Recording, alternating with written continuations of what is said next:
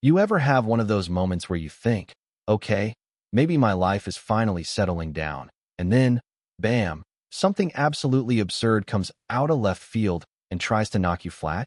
That was me, Andre Cullen, the evening my own driveway turned into a stage for a disaster I never saw coming. I mean, I used to worry about paying off my new SUV like any normal dad. But that all changed the night my neighbor accused me of theft, called the cops, tried to ruin my life. Right there with the sun melting gold over Plano, Texas, and my garage door groaning open like it always did. So, picture this. I just pulled my 2021 Explorer into the driveway, heart pounding with that little pulse of pride, you know? Took me years to get here. Extra shifts, skipped vacations, hell, I even gave up my Netflix for a while just to save up for this thing. To anyone else, it's just a car, but to me, it's proof you can work for something and actually get it. But before I even shut the engine off, here comes this voice, sharp as a damn tack. Excuse me. Excuse me. What do you think you're doing with that car? It's Cheryl Danvers. Yeah, her, marching across the street in some floral blouse like she's headed into battle, cell phone gripped like a stun gun. And if you've ever had a neighbor like Cheryl, you know, she's not just part of the HOA. She's the self-appointed queen of the HOA.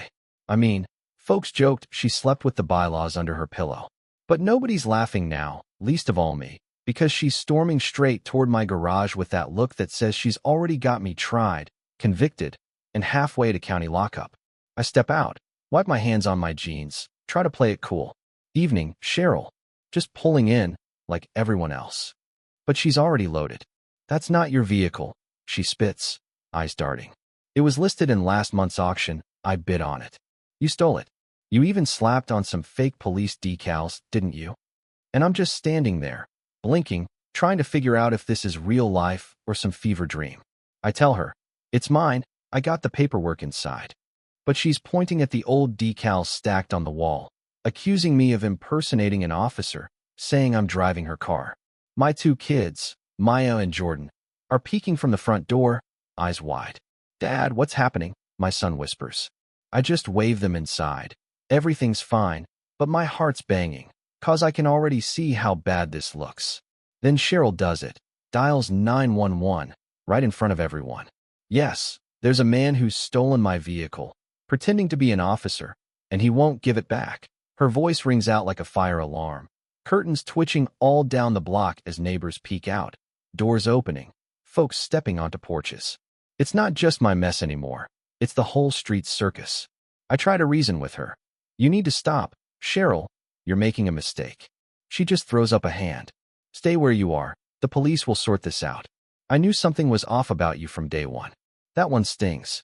I've lived here 5 years, coached soccer, shoveled snow, even organized last year's barbecue. But all it takes is one loud accusation, and suddenly it's like none of that ever happened. 5 minutes later, here come the sirens, red and blue lights splashing over the cul-de-sac. 3 patrol cars roll up, cops with their hands on their holsters. Sir, step away from the vehicle. My kids are crying, neighbors are filming on their phones, and there I am, center stage, accused in my own driveway. Then, out of nowhere, Victor Ramirez, the mechanic across the street, steps up. I helped him put those decals on. That's his car. I've worked under the hood myself. You got the wrong story. But the cops, they're careful, moving slow, one wrong word, and I'm cuffed up in front of my kids. I breathe deep, keep my hands visible, tell them, everything you need is in the house. Title, insurance, bill of sale. They agree to let me go in, Cheryl shouting about evidence and conspiracies, but finally the officer looks through my papers, shines his flashlight over the signatures, and nods. These check out. But Cheryl won't let up. They're forged. He printed them on his computer. He's clever like that. Victor finally snaps. Enough, Cheryl. You're embarrassing yourself. The car's his, and you know it. The officers run the VIN, confirm it's mine. One leans in, voice quiet. We deal with neighbors like her a lot. Document everything. And if she keeps harassing you, file a complaint. They shake my hand. Pack up. Neighbors filter away. Some shoot me where he looks. Others just look tired. Cheryl's still muttering threats. You'll regret ignoring me. I scoop up my kids, close the door, but my chest is tight. I know she's not done.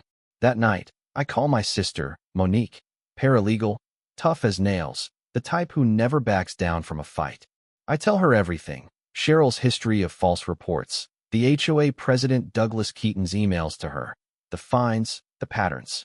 Turns out, Cheryl's filed 3 police complaints against neighbors before me. 2 of them black men who ended up moving out. Douglas? He's tied to a real estate group, making money every time somebody sells under pressure. My car wasn't the end goal. It was the excuse to start the next witch hunt. Next morning, Monique's at my door, laptop bag slung over her shoulder. She picked the wrong guy this time, she says, diving into emails, bank records, everything. Victor swings by too, worried. He's heard rumors. Cheryl's already telling people I forged my documents, that I'm under investigation. Gossip spreads faster than truth, he says. Monique's fired up. That's why we fight back with facts. We put it all on the record. Let the state attorney general handle Douglas and his shell companies. But just as I start feeling a flicker of hope, the threats escalate. Anonymous messages: drop it, sell the car, leave. Last warning. HOA posts a new rule: no decals, reflective tape, or auxiliary lights without approval. Fines threatened. It's aimed straight at me. Monique says, we escalate. File the complaint. I nod. Enough is enough. But then Douglas calls an emergency HOA meeting, packs the community center, and tries to spin the story. False narratives, safety, integrity. I stand up, folder in hand. This isn't about decals or rules. It's about power. You and Cheryl have been driving families out, profiting off their homes.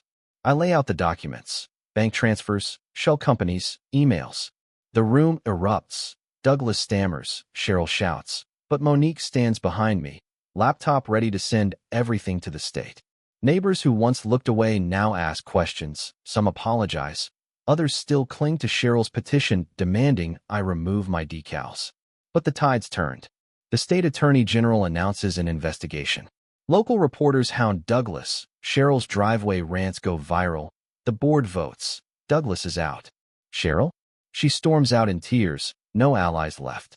I don't gloat. I just breathe. For the first time in weeks, my kids play in the yard without glancing over their shoulders. Mrs. Tran brings dumplings. Victor cracks jokes about my crew washing the SUV. At the next neighborhood meeting, folks actually show up to participate, not just clap along. We form a new committee: parents, retirees, even teens. I turned down president. I fought so nobody else would have to. Instead, I lead the old-fashioned safety patrols, neighbors walking together, no decals required. Cheryl? Her blinds stay closed, her voice gone quiet. Rumor is she's thinking of moving, but I don't care. Her absence is victory enough. On a warm Saturday, washing the car with Maya and Jordan laughing, I realize maybe the Real win isn't just exposing the crooks. It's showing my kids that truth stands, even when lies shout louder.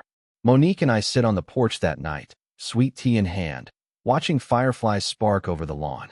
She says, most people would have backed down. I nod. I almost did. But when I saw the kids crying in the doorway, I knew I couldn't let them think this is how life works. Sometimes you gotta stand in the fire so others know they can, too. So yeah, my SUV isn't just a car anymore. It's a symbol. And this street, my home, isn't a battleground. It's a community waking up. Let's be real. There'll always be folks like Cheryl and Douglas trying to use fear and lies to control people. But if you hold your ground, speak your truth, and rally those around you, lies may roar, but truth endures. Always. So what do you think? Was I right to fight? Or did I just make things worse for myself? Drop your thoughts below, 'cause stories like this only matter if we talk about what's right, what's wrong, and how we stand up for each other.